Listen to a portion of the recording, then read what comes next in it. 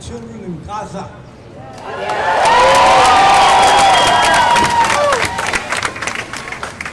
Believe me, I cry at night when I think about them because their dreams are gone, their aspirations are gone, their families are gone, and now they're doing it here to us with the immigrants. And let me tell you, we're all immigrants. I don't give a. I've always said we've been here 10,000 years. I didn't cross the border crossed me. But I'm a Mexican. And I will fight for people who are oppressed. I'm not much. At 83, who can I fight? But however, we have to bring this shit out. I'm writing a book on, not Trump, because Trump vale cagada. I'm writing it on the white supremacy, on the attack on women and reproductive rights, on the attack of gays, on the attack of immigrants. And I'm writing it where these contradictions were founded in our nation. We have to realize that our nation was born in these contradictions. Our nation came and committed genocide on Indians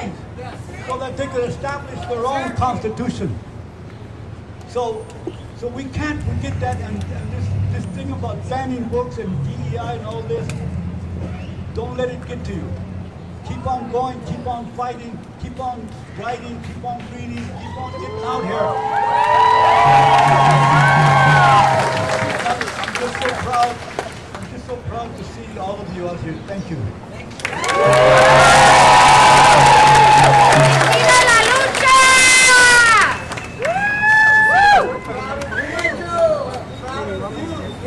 Thank you so much for speaking, and again, if you feel emboldened to come speak out on your experiences or what you've seen, please do so. Up next, we're going to have Chele. Let's introduce our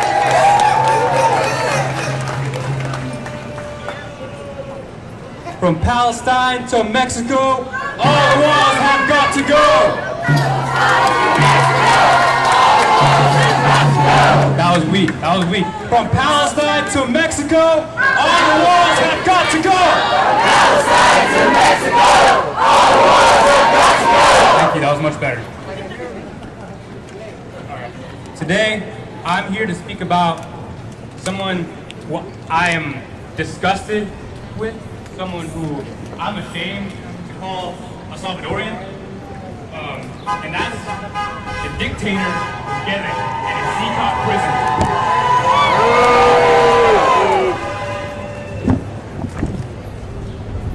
It is not only a prison, but a symbol of capitalist and imperialist repression. Built under the guise of combating crime. The torture center, an apparatus of the Salvadorian state to disappear anyone who opposes this facility is filled with people that are criminalized not for what they have done, but for who they are. Impoverished people, largely young men, branded as gang members, without due process or trial. Does that sound familiar to you? CCOT is not a response to crime. It is a violent mechanism to discipline the working class and maintain capitalist hegemony. It survives to terrorize the Salvadoran working class into submission while projecting strength for foreign capital and reactionary allies like the United States. Let us be clear. The United States is not just complicit, it is the central architect to this repression. Under both Trump and Biden, ICE has deported migrants, many with protected status, back to El Salvador to be dumped into this hellish prison. One such case is Kilmar Abrego Garcia, a Salvadoran man who was torn from his family and illegally deported from the United States on March 15th in what Trump calls an administrative error. Now they have since returned him to the United States. However, they are trying to put as many bogus charges on him as possible so they can arrest him here in the U.S.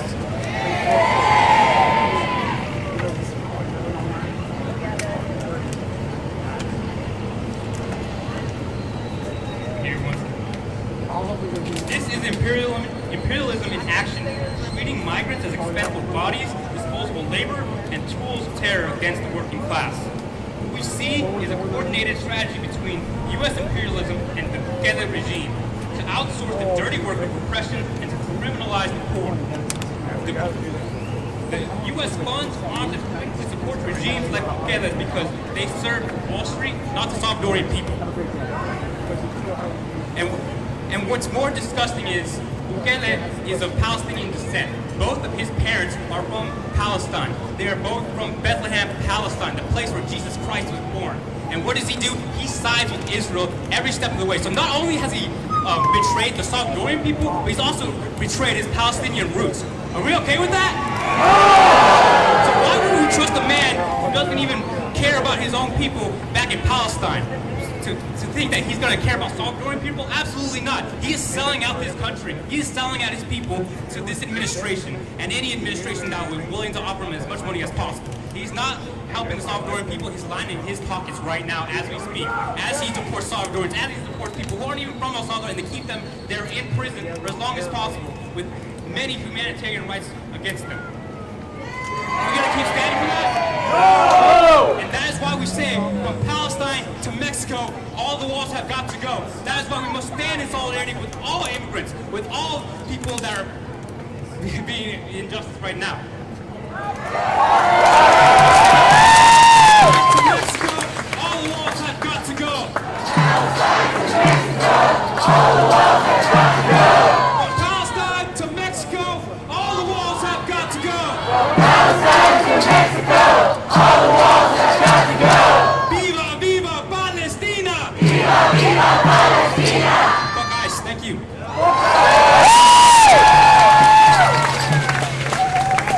Thank you, Chele, for highlighting the importance of never forgetting where you come from and not forgetting or normalizing the things that we have seen. Are we going to stop feeling this sense of outrage and anger and despair just because they changed their tactics? That's right. So don't be afraid just because they break the only rules that they've set in place. This would be a marker for all of us to come out and respond accordingly. The more they try to silence us, the louder we will be. Say it with me. The more they try to silence us, the louder we will be.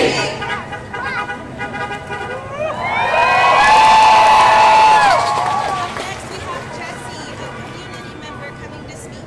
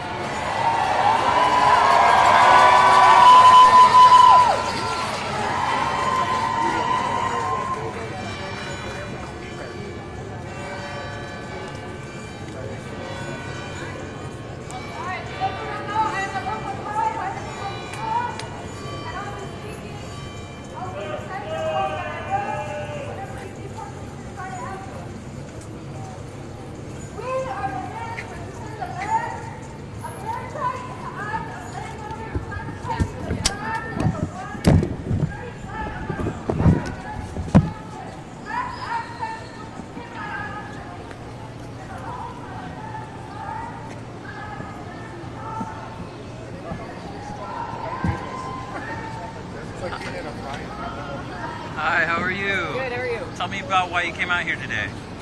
Because I don't believe in masked, unidentified men going out and disappearing people off the streets. I don't agree with people not getting the right to defend themselves in court, just being shipped off to foreign countries and gulags. What do you hope to see change? Well, with the current administration in charge, I don't think much is going to change, but I hope at some point the courts at least will enforce the law. So what is your hope for being out here today? Really, to educate other people that are passing by, to get them on board, to hopefully get them out here with us. And what do you want them to know? That there are awful things, unconstitutional, illegal things going on in this country right now. And if they're not paying attention or not paying attention to the correct sources, they probably don't even know it. So hopefully this will shed some light on that. Why should they care? Because people are suffering, possibly innocent people. People are, being shipped off to other countries and put in prison, and they have no chance to defend themselves. That's not America. That's not this country. It's not what we're supposed to stand for. Perfect. Anything I left out you want to add? No, I'm good. Can I get your name? Tiz Arnold. Tiz Arnold. How do you spell that? T-I-Z. All right, perfect. Thank you. You bet. Excuse me. Can I take your picture? Thank you.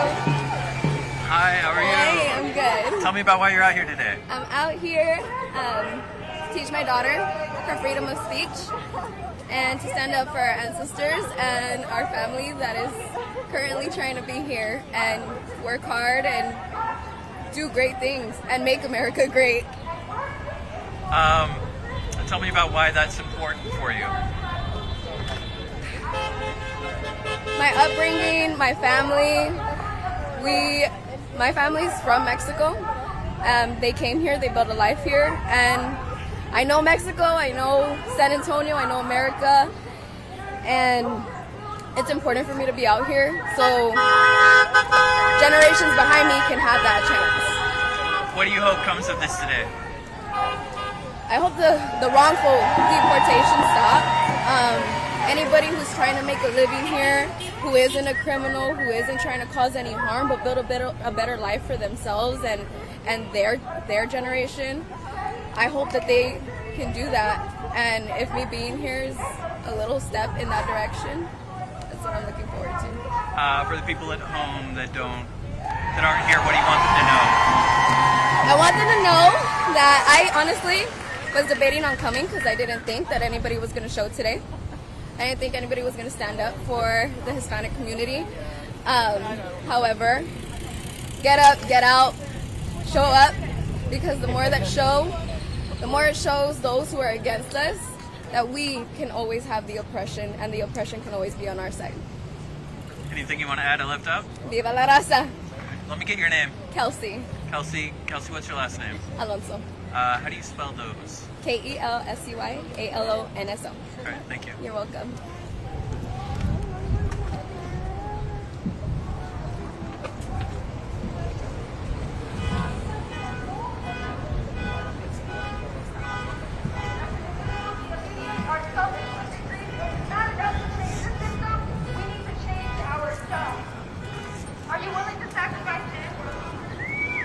Excuse me. Yes. You interviewed my friend. Which channel are you on? Channel 4. Thank you. 2025, to end racism, to end sexism, to end division. Revolution means the end of exploitation. Revolution means the end of culture. Revolution is so fucking creative. Revolution means treating your partner as a friend and an equal. Revolution is sexy. Revolution means respecting and learning from your children. Revolution is beautiful, beautiful, beautiful. Hey, tell me about why y'all are out here today. Why are y'all out here today? We're immigrants, man. Those are our friends. Those are our family. Let them know that we stand with them. As an educator, I have to use my privilege to make sure that those voices are being silenced are definitely out there. So gotta make sure I protect students, our neighbors, parents, families, all that great stuff. So we have to use our privilege and speak out. What do y'all hope comes of this today? What do you think the city can do? I hope that we can come together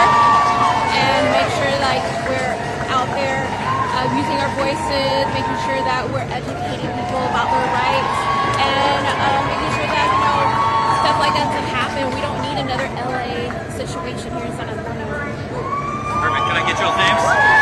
You first. Lucero Saldaña. Spell that for me. Lucero Saldana. But I used to Okay, okay. All right. Go ahead and spell that for me too. Spell that for me too. Your time. Hace unos días, en la línea de alerta de ICE, recibimos una llamada de una mujer a la que acababa de atender una de nuestras clínicas de Conoce tus Derechos. Nos llamó aterrada porque migración estaba fuera de su casa, tocando la puerta. Le dijimos, ten cuidado, recuerda, pide una orden judicial. Y me dijo, no quiero, tengo miedo. Le dije, ok, está bien, vamos en camino, pero recuerda, no abras la puerta. Cuando llegamos, migración ya se había ido, pero ella seguía aterrorizada y nos empezaba a explicar. Nos decía, llevamos días sin dormir, llevamos días sin llevar a los niños a la escuela, mi esposo tiene miedo de ir al trabajo, no queremos seguir viviendo así.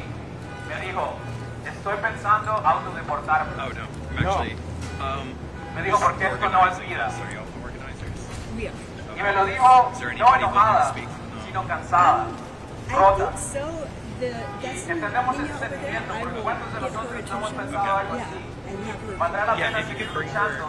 ¿Por qué no mejor nos quedamos en casa o nos regresamos a nuestros países? ¿Por qué no mejor guardar silencio y sobrevivir como podamos? Pero sin embargo estamos aquí alzando la voz. ¿Por qué? Porque en medio de todo ese miedo también vive algo más, nuestra dignidad. Y nuestra dignidad es lo que el sistema quiere arrebatarnos con las redadas, con las deportaciones, con el silencio forzado. Pero también es nuestra mejor arma para resistir. Desde el primer día que llegamos a este país nos dice lo mismo. Hazle caso a la ley, trabaja duro, no te metas en problemas y te irá bien. Adáptate, aprende inglés y no llames la atención. Y todos lo hicimos. Trabajamos de sol a sol. Nos callamos cuando nos discriminaban. Aguantamos insultos, humillaciones, malos sueldos y largas jornadas. No protestamos, no exigimos. Mandamos a nuestros hijos a la escuela. Les dijimos que solo hablaran inglés y que no dijeran que eran de otro país para que no los trataran mal. Nosotros cumplimos, obedecimos y esperamos. Y sin embargo, ICE sigue en nuestras calles y ahora detienen a la gente en los juzgados. Arrestan a padres cuando van a dejar a sus hijos a la escuela. Hay veteranos del ejército, gente que luchó por este país, que han sido deportados. Entonces, ¿de qué sirve hacerlo bien? ¿De qué sirvió callarse, adaptarse, integrarse, si igual nos tratan como enemigos?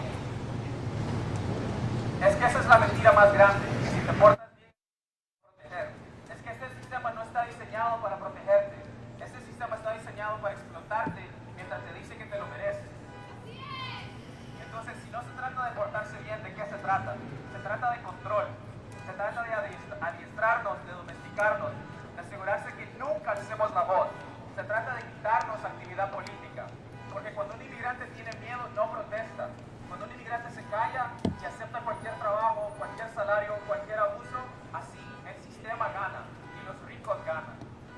Aquí nos sobreexplotan en los trabajos más pesados y más mal pagados. Y por encima de eso nos dicen que tenemos que estar agradecidos por esas migajas. Nos convencen que debemos ganarnos ese lugar, cuando ese lugar lo construimos nosotros con nuestras manos. Y lo más hipócrita de todo es que nosotros venimos a este país buscando lo que nos fue robado. Nos quitaron a punta de golpes de Estado, dictaduras, trabajos injustos y ahora con bloqueos y sanciones.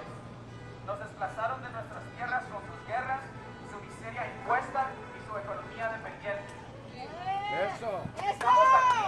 Estamos aquí porque ellos estuvieron allá. Aquí hay millonarios porque allá hay miseria.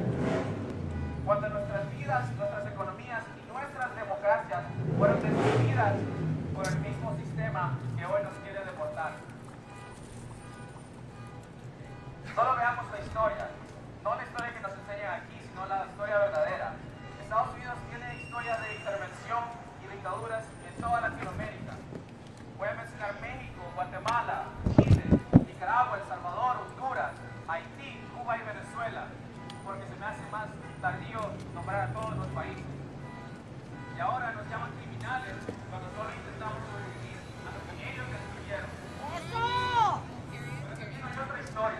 historia de la lucha de aquí. Nada de los derechos que tenemos aquí fueron regalados. Cada derecho, la jornada laboral, el salario mínimo, la seguridad en el trabajo, todos estos fueron arrancados con organización y sacrificio. El 1 de mayo, el día de la lucha de obreros de todo el mundo, nació con la sangre de los trabajadores de Chicago. Aquí mismo en San Antonio, Emma Tenayuca, la comunista, la comunista Emma Tenayuca organizó una huelga de miles de peladores de nueces en los años 30, enfrentándose a la policía y a la Ku Klux Klan. A Emma Tenayuca le preguntaron si no le daba miedo, siendo adolescente, liderar a miles de personas en contra de la policía, y ella respondió que no hay que verlo en términos de miedo, sino en términos de justicia. Y también lo vimos en Días en Inmigrantes de 2016, ese día en que paramos y el país nos siguió. Ese día probamos que no somos invisibles, que sin nosotros no funciona nada. Pero cuando no hay organización política, cuando los inmigrantes solo sobreviven sin luchar, entonces no hay presión para mejores condiciones. Eso es lo que ellos quieren. Más trabajo por menos salario. Más miedo por menos derechos. Más silencio y menos sindicatos. Ese es un sistema que se está muriendo y que nos quieren llevar con él. La mujer que me llamó y dijo que se quería autodeportar, quiero decirle que la entiendo. De verdad que sí. No es cobardía, es cansancio. Y si ella decide volver a su país, esa también es una forma de lucha. Nuestros países también necesitan gente valiente, que se quede, que reconstruye y que luche allá. Pero para quienes decidimos quedarnos, no nos queda otra opción más que luchar. Porque el sueño americano que nos vendieron en los 70, en los 80 y los 90, ese sueño murió en el 2008 con la crisis económica. Ese sueño americano se lo llevaron los bancos, las guerras sin fin y los políticos corruptos. Resulta que en ese país hay dos partidos principales y ambos son para los ricos. Entonces, ¿qué hacemos? ¿Nos quedamos esperando la luz del sistema que se está muriendo?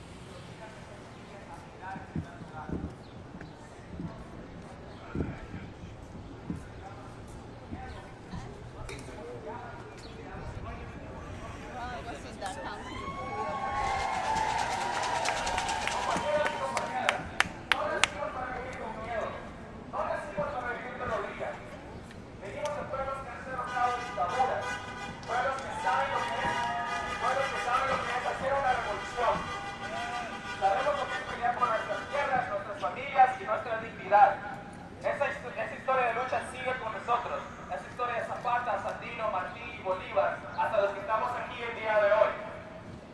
Y no nos engañen, los ricos de este país conocen mejor que nadie nuestra historia revolucionaria. Y por eso nos tienen miedo. Nos tienen miedo de que nos organicemos y que seamos conscientes. Entonces, no temamos más, porque cuando el pueblo trabajador se una, no habrá muro que lo detenga. Entonces, hoy decimos, basta de vivir escondidos, basta de callar por miedo a una deportación, basta de seguir esperando promesas que nunca llegan. Vamos a luchar por nuestras familias, por nuestros compañeros, por un futuro donde no seamos una mano de obra barata, sino una clase trabajadora, digna, poderosa y libre.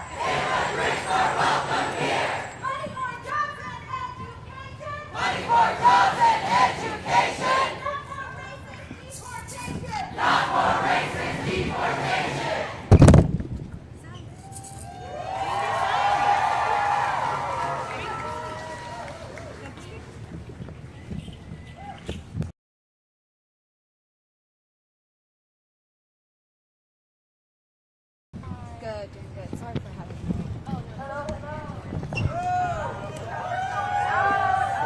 Get my recording on.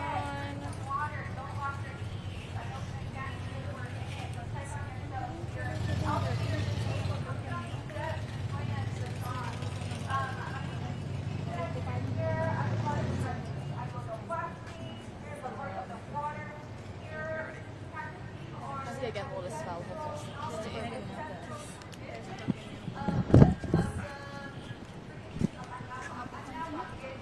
Hi. Okay, how can I help you? Hi. Both, can you spell your first and last name for me? Yes, my first name is Jessica Solis. It's spelled Jessica. Last name Solis. Perfect. Thank you so much. So then, easy first question. Why did y'all decide to organize this protest today? We decided to organize this protest because we're tired of seeing those horrific scenes that we have been seeing all over the country, where families are being ripped apart, right in front of a justice institution where we're supposed to be seeing due process and where people are supposed to be given chances to plead their cases. Instead, they're being met with zip ties and thrown into buses like animals, you know? We've seen, like, yes, they throw them into the buses, but these tiny vans, they're not even equipped with seats. There's slim cages behind these, there's slim cages in these vans where people are being thrown into like animals. Like, we're seeing humanity being ripped apart, and we do not want these things to be normalized. You know, if it's not, it's only going to escalate from here if we allow it.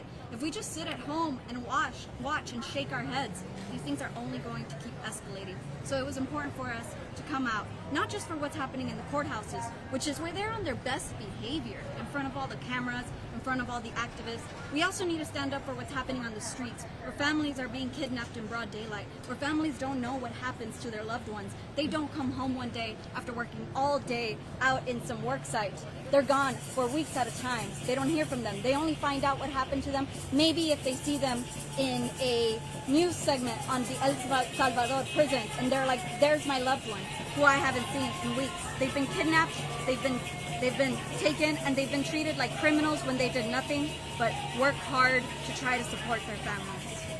And all these conversations you're having with San Antonio families, like I know that we've had ICE come to the immigration centers and at the UTSA campus to detain construction workers that are immigrants, but are you also talking with families who have lost loved ones and it was at neither of those two places that has been reported on? We are talking to families who have had their loved ones taken from them, either out on the streets, at their work sites, or in the courthouses. These families are distraught. You know, we've had one family say, you know, I've been breaking out in hives every day because it's just, I don't know what to do. I don't know where my loved ones are. And we had one family, the brother of Raul Caal, who was on the tree. His brother was taken from his home when they were looking for Raul. They took Jose Luis, who was one of the sole providers for his family. Jose Luis had no criminal record. He was not being searched for. They took him just in these raids because that's what they're doing. They respond to one call and they knock door and door and they try to take as many people as possible without a warrant, without asking who they are, just racially profiling people. And so they took Raul Ical, they took his brother, Jose Luis, who were the sole providers for this family. Now the mother is left taking up gig jobs, trying to make ends meet trying to make ends meet while they have their 3 daughters waiting at home. And you know, these families are being broken apart. They used to be able to have their mother being at home with them, taking care of them. Instead, she's being forced to work and also try to take care of these legal fees because the government will not let go of her husband, who they had no warrant for, and they're holding on federal charges despite him having no criminal record. So this protest has gathered hundreds of people in front of City Hall to ask for help. What would you like all city council members and mayor to do to help with your efforts? Yeah.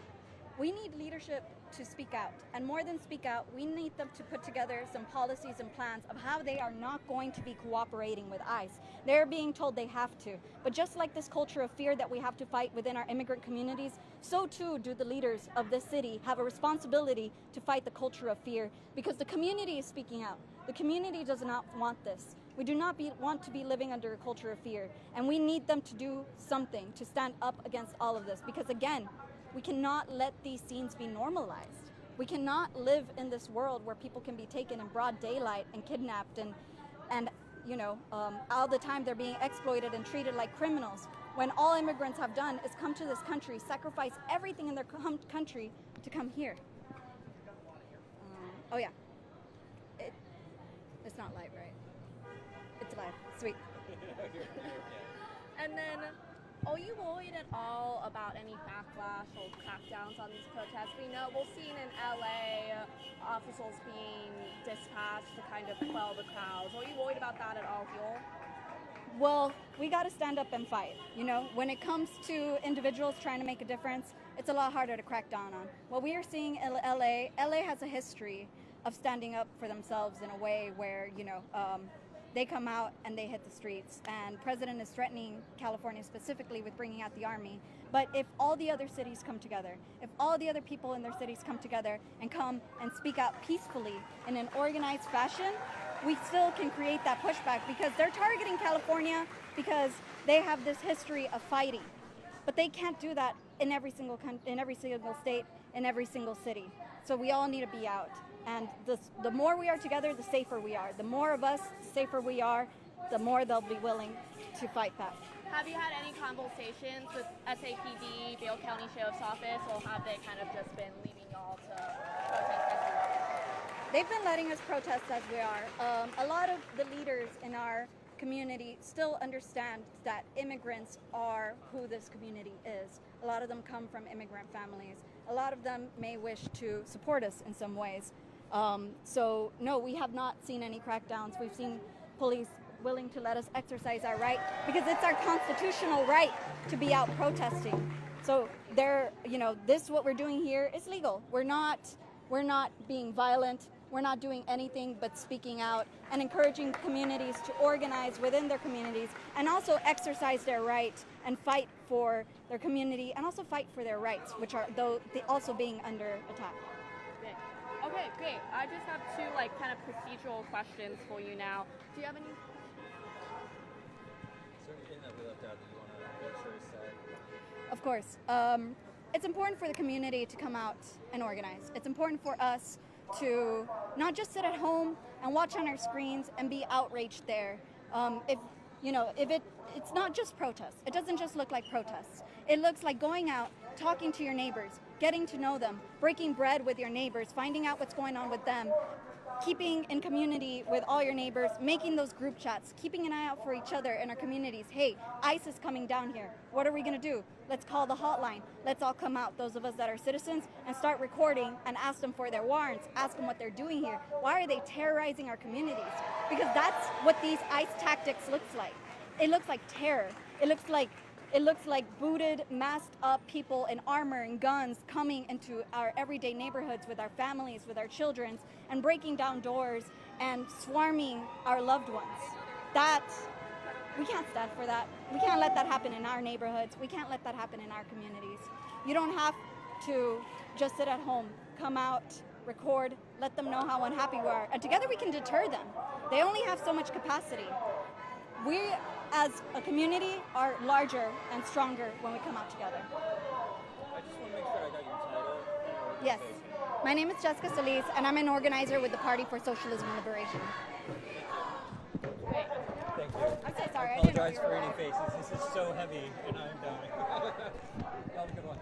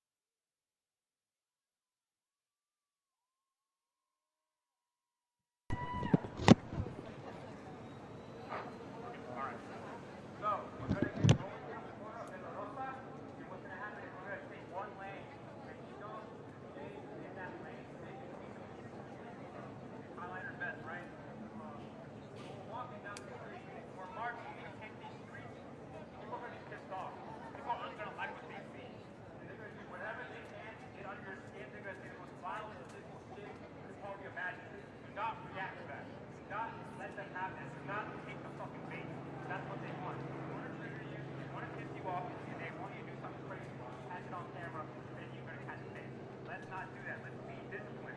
Let's show them what real resistance looks like. So please stay hydrated, stick together, have a buddy. If you need any help, come to anyone wearing a red ESL shirt or anyone with a vest. Let's go. No, it sounds like it to me. It was just a Silverado truck.